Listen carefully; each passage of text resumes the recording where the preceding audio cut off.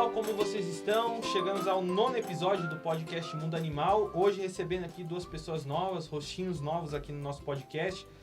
Estou aqui com o Michel Quinzo e a Tawane Ávila. Eles são ali fazem setor de anestesia, são anestesistas da Clínica Mundo Animal. Vamos comentar um pouco sobre eles, claro, para vocês conhecerem também. E depois a gente vai entrar na questão de anestesia em animais, como que funciona, os cuidados que se tenha antes de se iniciar qualquer processo aí de anestesia. Quero passar a bola então para eles, para darem um olá, mas antes convidar vocês a compartilharem, a comentarem também nesse vídeo. Ele está disponível nas redes sociais e também no site do Diário de Suzano. Se você também não tem tempo para assistir, pode ouvi-lo nas plataformas de áudio da sua preferência, Spotify, Deezer ou Google Podcasts. Michel e Tawane, quero agradecer a participação de vocês. Boa tarde. Desejar uma boa tarde. Agradece. Prazer é nosso. Prazer breve, foram breves, acho que é. Queria começar perguntando então nesse primeiro bloco um pouco da trajetória de vocês, como que iniciaram, como chegaram aqui na Clínica Mundo Animal. São sócios, né? Sua sócia, queria que vocês comentassem um pouco sobre isso. Bom, eu começo falando da graduação? Pode começar da graduação. Tá, me formei na Cruzeiro do Sul, a gente estudou até uma época junto e tal, só que eu formei um pouquinho depois, acho que você em 2014, né? Isso, 2015. Eu formei em 2015, final de 2014, na verdade, para 2015. Aí fiz minha especialização em anestesia em 2017 e depois fiz o aprimoramento em anestesia venosa em Curitiba em 2019. Uhum. Aí eu tô na Mundo Animal, deve fazer já uns 7 anos, por aí. Entrou como estagiário. Não, entrei como já anestesista. Entrei como anestesista lá. 6 anos, né? Deve fazer isso. 6 anos, por aí. Isso, não dá 7 não. Eu comecei, como ele havia dito já, em 2014, bem no comecinho de 2014, me formei na Cruzeiro do Sul. Em 2015 eu fiz a especialização da anestesiologia pela Anclivepa. E daí em diante a gente não parou mais de estudar, fazendo os cursos para fora também e se atualizando sempre nos congressos sobre o tema, sobre anestesia mesmo.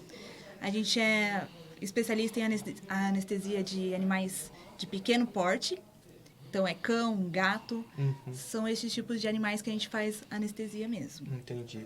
No caso, tá desde quando na clínica? Ou... Na Clínica do Mundo Animal vai fazer uns... Quanto tempo? Pelo menos, acho que 2 anos. 2 anos e meio, 3 anos mais ou menos, na Clínica Mundo Animal. Bacana. Eu quero já então iniciar o nosso segundo bloco, mas antes eu vou chamar um rápido intervalo então e a gente volta para falar sobre anestesia, que é o tema de hoje. Farmácia Dr. Bicharada, a pioneira e exclusiva farmácia de manipulação veterinária do Alto Tietê, com diversas opções de medicamentos, desde cápsulas até deliciosos biscoitos veterinários, tudo com sabor personalizado para o seu amigão. O Laboratório Veterinário Pet Lab Sasso realiza exames em animais de pequeno e grande porte, oferecendo aos veterinários agilidade nas análises e resultados confiáveis. Acesse as nossas redes sociais. Pet Lab Sasso, há mais de 15 anos cuidando da saúde do seu pet. Voltamos então para o segundo bloco do podcast Mundo Animal. Hoje recebendo aqui Michel Quinzo e Tawane Ávila. Eles são anestesistas da Clínica Mundo Animal. E agora a gente vai falar, né, do tema de hoje. Quero começar perguntando para eles um pouco sobre essa questão. Tem muito mito em cima de anestesia em animais, que quando são idosos talvez não seja tão adequado. Eu queria começar perguntando se é perigoso anestesiar animais muito idosos. Como que é a recomendação de vocês? Toda anestesia tem risco, né? Dependente se é um animal novo ou um animal muito mais velho. Toda anestesia tem o seu grau de risco. O que acontece? A gente tem que fazer a avaliação do animal antes. Todo animal pode passar por um procedimento anestésico? Pode, dependendo do exame, de como que estão as condições físicas do paciente, tá? O fato de ser idoso não impede dele fazer um procedimento cirúrgico anestésico. Isso não é um impedimento. Mas a gente vai tomar outros cuidados, que o animal mais velhinho, o metabolismo deles já são mais devagar, já é mais lento. Então, com isso, a gente vai mexendo com outros fármacos. A anestesia não é algo engessado. Anestesia é igual para todos os animais. Não é. Então, é um protocolo. É um protocolo individualizado. Entendi. Se tem um estudo antes dos animais, né, de como que eles podem reagir. Quais são esses exames? De maneira geral, o animal idoso, como a Tawane disse, não impede o animal de ser anestesiado. Ponto. O que prepara um protocolo, o que dá um fator de risco maior para a gente é o doença pré-existente, como estão esses exames, que tipo de procedimento ele vai ser realizado nesse animal. Isso acaba dando um prognóstico e um grau de risco que a gente consegue avaliar ali no momento da cirurgia, na avaliação pré-anestésica que a gente acaba fazendo no paciente antes da cirurgia. E essas... Você ia comentar alguma coisa? Não. Essas doenças, quais são elas, assim, que tem que se tomar mais cuidado? Pensando no animal idoso da sua primeira pergunta, o animal idoso, por exemplo, o poodle, passou de uma certa idade, acho que 9 anos. Geralmente é a questão das cardiopatias, as cardiomiopatias, os problemas de condução do coração. Acho que a doutora Denise já deve ter falado isso aqui. Sim, ela veio aqui e ela comentou. O animal idoso, ele tende a ter alguns problemas de coração, endócrino. Então, existe uma preparação Uma antes preparação, sim. para que possa ser realizado esse procedimento para esse animal. Certo. No caso, por exemplo... Existem animais que podem acabar morrendo depois por conta dessa anestesia? Pode acontecer isso? Não deve ser muito recorrente, mas qual seria o motivo disso? A gente citar um motivo porque o animal morre no pós-operatório... É mais da cirurgia, né? Nem geralmente seria... Não consigo nem te falar exatamente, porque é caso a caso. Pode ser complicação da cirurgia também que teve. Mas pensando em anestesia, o risco anestésico, ele também ele se mantém nas horas subsequentes ao término da cirurgia, dependendo da cirurgia que foi realizada nesse animal, né? Sim, até 24 horas. O animal ainda tem um risco. Tem um risco. Certo risco. E esse risco deriva-se porque ameniza os metabolismos, alguma relação com isso? Pode ser anafilaxia, alguma reação ao fármaco mesmo. Na veterinária, na verdade, quando a gente compara, por exemplo, na humana, a gente faz muito menos exame do que a humana faz. Né? Então, a gente tem acesso aos exames que a veterinária não tem acesso. Os nossos pacientes vivem menos. Sim. Então, eles têm um metabolismo, às vezes, diferente também, de uma espécie para outra. Então, isso tudo é um fator que agrega. Né? Mas, assim... Todos os exames, todo animal que precisa passar por um procedimento cirúrgico, anestésico, é necessário fazer exames antes de realizar um procedimento. Exames pré-operatórios, que a gente chama. Certo. Que é o básico, né? Hemograma, o ecocardiograma, eletro. É o exame básico para fazer um procedimento. E a gente vai avaliar esses exames para ver se o animal está apto a realizar o procedimento cirúrgico, anestésico, ou se não. Ou se tem que... melhorar antes, né, estabilizar o animal antes para entrar para um procedimento futuro. E eu queria perguntar, estava dando uma pesquisada também sobre o assunto, vi que podem me corrigir também, tem 2 tipos, seria um injetável e inalatório. Como que funciona cada um para cada caso? Se a gente for pegar as modalidades anestésicas, a gente tem a modalidade da anestesia inalatória, que é bem difundida, principalmente nos tutores. Tem a anestesia injetável, a anestesia venosa, que a gente chama. Tem a parcial, que a gente faz uma mistura da inalatória com a injetável. E tem os bloqueios, que a gente pode trabalhar com os bloqueios regionais, de nervo periférico ou de neuroeixo também. Tá certo? Então, são basicamente essas 4 modalidades. Eu não gosto de classificar qual é melhor e qual é pior. Eu acho que o que confere segurança a um procedimento é a presença do anestesista. E o melhor protocolo, como eu te disse, a doutora Tawane também disse, é individualizado. Então, tem paciente que vai melhor uma anestesia venosa, tem paciente que vai melhor uma inalatória, tem paciente que a gente tem que associar, tem paciente que a gente tem que só bloquear, tem paciente que a gente tem que ir associando. A gente vai fazendo de acordo com o que o paciente demanda. Tá certo? Então, é particular e específico do caso do paciente. Não tem um protocolo que eu consigo te falar assim, esse protocolo é melhor para todo mundo, a gente consegue fazer isso. Não dá, tem que ser individualizado. Certo. E até pegando um gancho, uma pergunta da Juliana Xavier, que ela deixou nos comentários lá, a respeito dos riscos para os animais que têm braquicefálicos. Eles são braquicefálicos. Isso, obrigado. Braquicefálicos, qual é o mais indicado para esses tipos de animais? Ela deixou esse comentário lá. Você quer responder, não? Os braquicefálicos são todos aqueles animais que têm o focinho achatado, que é o pug, O Shih Tzu o também, Shih né? Tzu, Shih Tzu. o Bulldog tem um focinho achatado. Eles já têm, por si só, na anatomia deles, eles já têm uma dificuldade maior de respirar.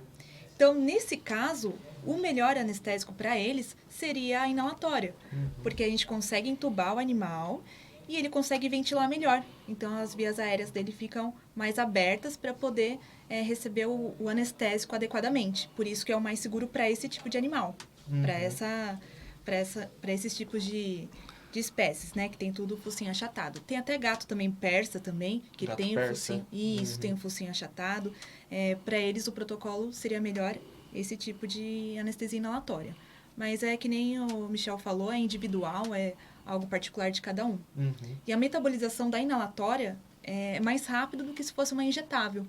Então, assim que o doutor acaba a cirurgia, a gente desliga o fármaco inalatório, o animal já vai se recuperando logo de imediato. Mais Aí já vai rápido acordando que da o- anestesia, mais Por rápido. conta de eliminação mesmo. A eliminação do inalatório, do halogenado, é via pulmonar. Então, grande parte pulmonar. Conforme ele respira, Já vai eliminando. já vai eliminando. Já a anestesia venosa ou dissociativa ou injetável, ela precisa de toda uma metabolização, né? Fica no organismo, rodando. Pra eliminar até isso daí. eliminar, demora um pouco mais de tempo. Entendi. E no caso, acredito que não, eu preparei essa pergunta, mas acho que a resposta seria não, né? Se existe alguma diferença, vocês trabalham com mais anestesia em animais de porte pequeno, quais as diferenças para anestesia em cães e gatos? São espécies completamente diferentes. Muito. Bem diferentes. O gato não é um cão pequeno. As pessoas São confundem, bem às diferentes. Questão de metabolismo, comportamento. vezes. Até as doses das medicações. Tem medicação que para gato é tóxico e para cachorro não é tóxico. Então, até as medicações é diferente para um para o outro. A dosagem também. Então, isso É tudo bem diferente. Daria uns 4 podcasts aqui pra gente ficar conversando Só sobre para isso. falar sobre isso. E no caso, vocês falam, né, como eu falei, trabalham com animais de pequeno porte, mas queria só para quem está acompanhando também ter uma noção de como que funciona para animais silvestres. No caso, você falou de cavalos, que até teve esse tipo de estudo, mas como que funciona para esses animais? Coelhos também? Bom, eu tive uma experiência em anestesiar esses tipos de animais não convencionais nos cursos e na especialização. Mas confesso que não é muito minha área. Sim. Então, mas tem a questão de silvestre. O Rodrigo já deve ter falado aqui também em algum momento. E o metabolismo dele Metabolismo, já muda, né? é um animal muito sensível, os cuidados têm que ser muito maiores. Até a parte de monitorar esses pacientes, no caso dos silvestres, é pior. É pior do que comparado? Porque é um animal muito pequeno, um animal muito sensível, às vezes Risco é maior, só de tirar fora do ambiente já é um animal que estressa. Então, o que eu posso te falar é isso, basicamente, assim. Porque na rotina mesmo veterinária que a gente tem, a gente fecha muito pouco esses pacientes. E falando desse lado pós-anestésio, pós-cirúrgico, né? Como que funciona na clínica ali? Vocês acompanham, tem um acompanhamento após a cirurgia, até para ver Sim. como está sendo a reação? Sim. Isso, porque tem animais que pode ter uma reação quanto à medicação mesmo, então a gente tem que saber se o animal teve alergia ou não, se ele está bem, se ele está voltando adequadamente do pós-operatório. Então, sempre tem um cuidado pós-operatório também, né? E com isso tem a enfermagem também, que fica nos auxiliando, nos ajudando, dando todo o suporte, né? Sim, pra porque que o animal... o simples fato do animal recobrar a consciência, ele acordar, não quer dizer que ele está de alta. A anestesia, quem já foi anestesiado deve saber disso, envolve vários, não problemas, mas efeitos adversos que a anestesia acaba gerando.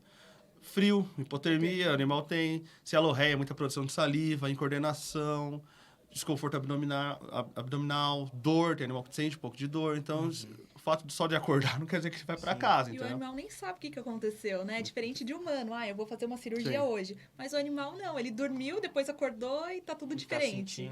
Tá Tá sentindo um desconforto Sim, ou alguma exatamente. coisa tá diferente do ambiente. Então, tem animais que acordam um pouquinho mais agitado, mas aí a gente faz medicações também para tirar um pouco dessa agitação, né? Para ele voltar à consciência de saber o lugar que ele tá. Então, tem tudo um acompanhamento de ir aquecendo o animal, vendo os parâmetros adequados para ver se ele tá voltando adequadamente da anestesia.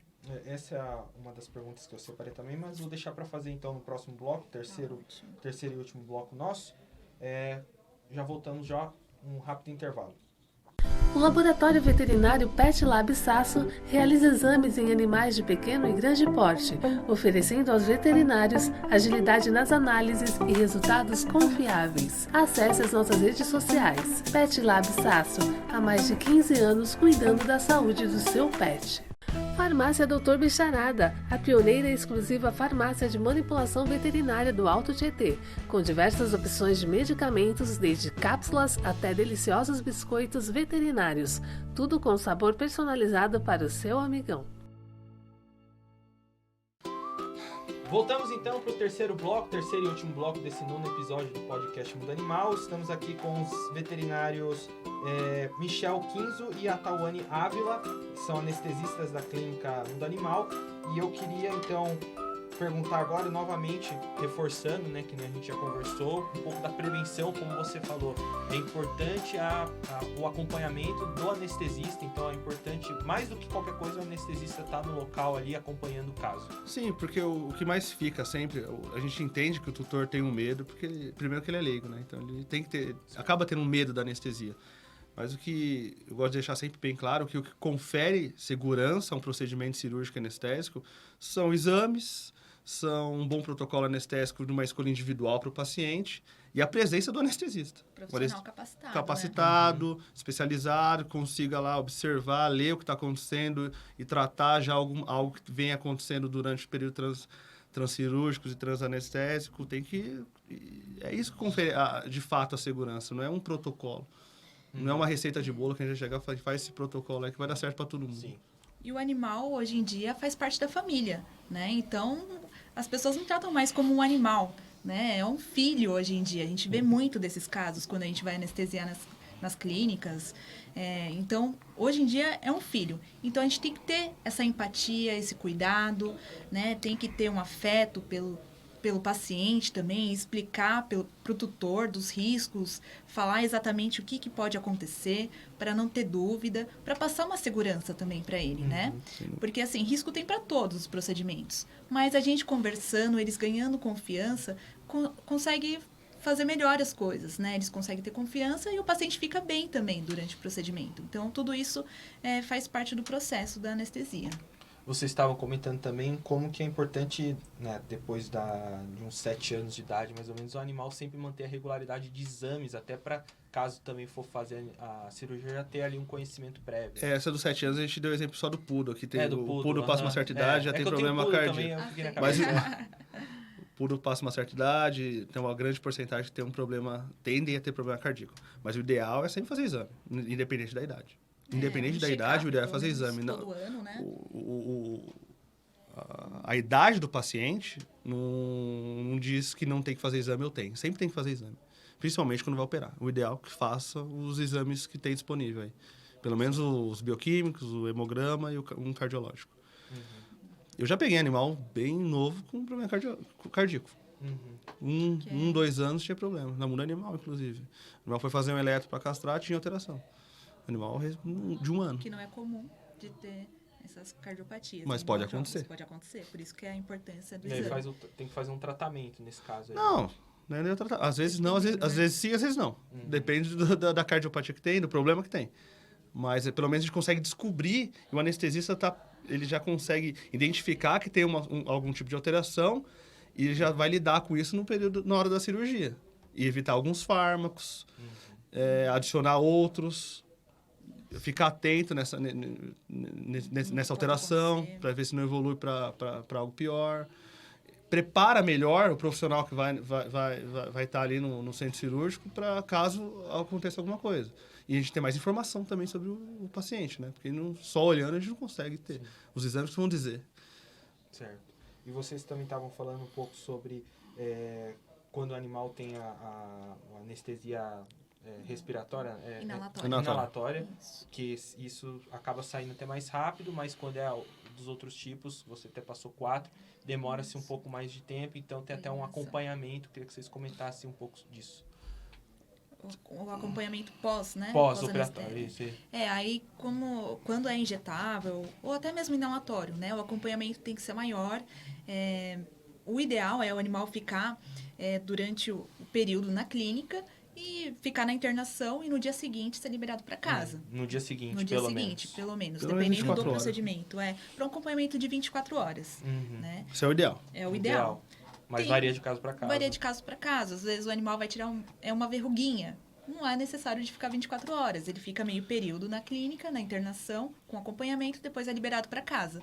Então, por isso que é de caso para caso mesmo. Se é uma verruguinha que ele vai precisar tirar e tá tudo ok, né? Não vai ser nada muito Vai pra invasivo, casa. pode ir para casa normalmente e vida que segue. Certo. Queria comentar alguma coisa? Não. Tá. Isso mesmo. Então, fazer a pergunta aqui da Tatiana, que perguntou sobre caso curioso de anestesia e qual a anestesia que você acha mais difícil. Você não falou que nem gosta muito de dizer a respeito disso, mas é a pergunta da Tatiana. Um caso curioso que eu tive, já faz até um tempo, né? Eu fui anestesiar um bulldog inglês, desculpa, um bulldog inglês. Era um animal grande, de 25 quilos, mais ou menos. E na hora de entubar, para colocar na inalatória, que a gente coloca um tubo igualzinho de humano, né? Então, na hora de introduzir o tubo, a traqueia dele era muito estreita. Uhum.